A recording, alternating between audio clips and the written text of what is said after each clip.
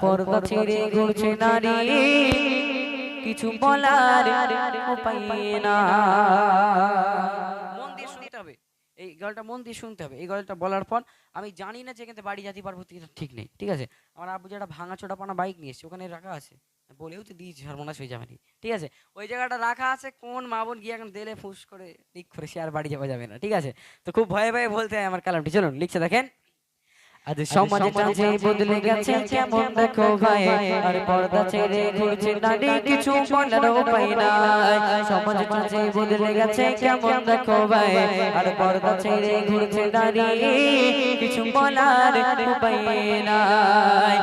তোলা জুতো প্যান্ট পরে বিকেলে হলে পার্কে ঘরে, তোলা জুতো শার্ট পরে সঙ্গা গলে পার্কে ঘরে, আর ছেলে কিংবা মেয়ে তা বোঝার উপায় নাই।